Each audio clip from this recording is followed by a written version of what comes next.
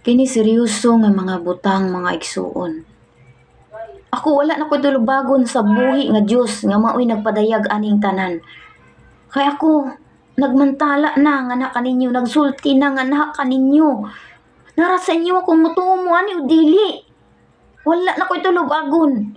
Kay ang ingon ni Jesus nga kailangan nimo ni isulti sa ilaha. Nga moabot kini nga panahon. O kini nga panahon dili sayon dili lalim kung di ka founded, kung dili ka makabalo sa pulong sa Dios, kung wala kay Dios imong kinabuhi. Kini nga mga panahon ikaw gayud malabaan ani. Ikaw gayud dili makahimo nga mubarog nga naay Jesus ani mga igsuon. Kinahanglan nimo nato si Jesus samtang nga napay panahon. Dawatan ninyo si Jesus pagpuyo mo sa balaan nga pagkinabuhi. Mataro nga pagkinabuhi, matinuhuon na espiritu nga naha sa mga pulong sa Dios mga igsuon. Glory to God. Kini dili pulong ni bisang kinsa, kundi ni pulong kani sa Dios. Ang buhi nga Dios Israel. Siya ang mubalik dinhi uban sa dakong himaya, uban sa judgment ana nga panahon. I-judge niya ang maayo og dautan mga igsuon. Naghimo sa kabubuton sa Dios ug wala naghimo. Akong gihagit ka nga mutuo ka sa Dios.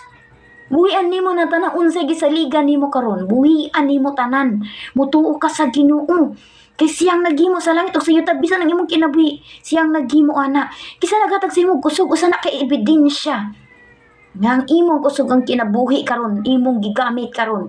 Pagkabaga ba ninyo naong? Pagkabaga bagnaong sa tao.